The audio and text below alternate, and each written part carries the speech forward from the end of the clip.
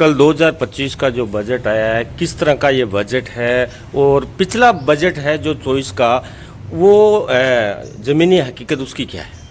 देखिए, मुझे तो बड़ा आश्चर्य हो रहा है कि पिछला जो बजट पेश किया था और एक नया बजट कल पेश कर दिया गया। मुझे तो कहीं धरातल पे पिछले बजट में जो घोषणाएं हुई, जो बातें की गई, उनको भी कहीं धरातल पे कुछ नज़र नहीं आया। कहीं इस बजट में पिछले बजट के बारे में बात की जा रही है कि हमने डीपीआर के लिए पैसा दे दिया। अरे आप अभी तक यही बातें कर रहे हो कि डीपीआर के लिए पैसा दे दो, तो नए बजट का क्या औचित्य? बड़ा ही निराशाजनक बजट है, कहीं कोई कामकाज नहीं है। मुझे तो बड़ी हंसी आती है कि सरकार आखिरकार कर क्या रही है, कैसे चल रही है, कोई सोच विचार, लोगों की भलाई की कहीं चिंता इनको है या नहीं। अभी जो हालात है बड़े ही दयनीय हैं और मुझे लगता है इसी तरह सिर्फ घोषणा मात्र के हमें साल में एक बार बजट पेश करना है, ये सोच के ही इन्होंने बजट पेश करना है।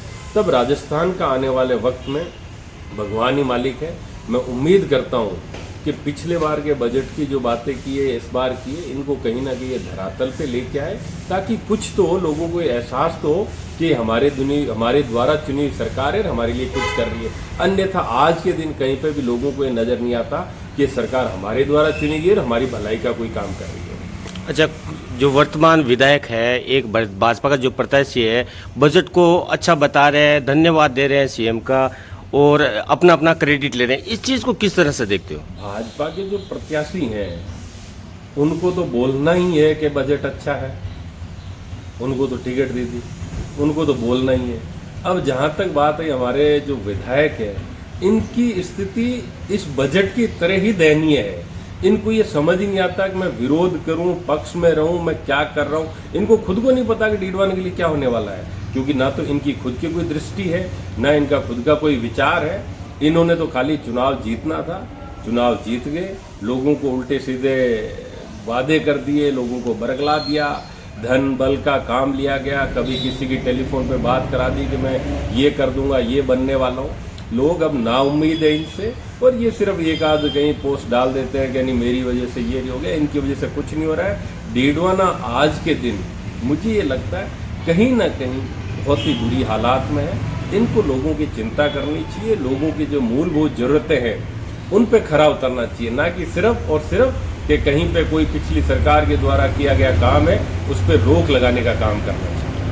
दिल्ली के अंदर एक ही दम से मुख्यमंत्री का चेहरा बदल दिया गया। प्रवेश वर्मा पर काफ़ी उम्मीदें थी, जाट समाज को भी उम्मीदें थी, एक ही दम से भाजपा ने अपना नया चेहरा लाकर खड़ा कर दिया। इसको आप किस तरह से देखते हो? देखिए, जाट समाज की बात करें या कोई भी ऐसा समाज जो खेतीबाड़ी से जुड़ा हुआ है, भाजपा लगातार उनका दमन कर रही है।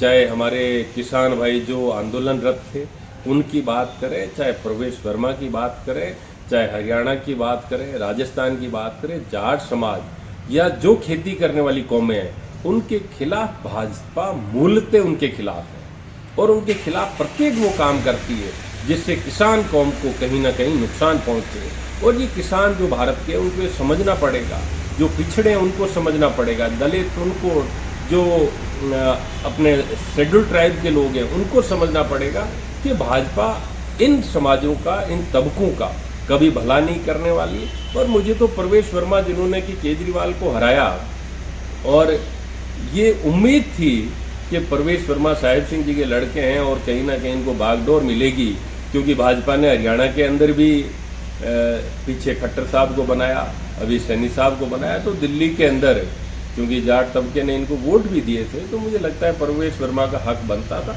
लेकिन हक मारने की इनकी आदत है और ये लगातार वही काम कर रही है जो इन्होंने पीछे काफ़ी समय से चालू रखा है। ओके।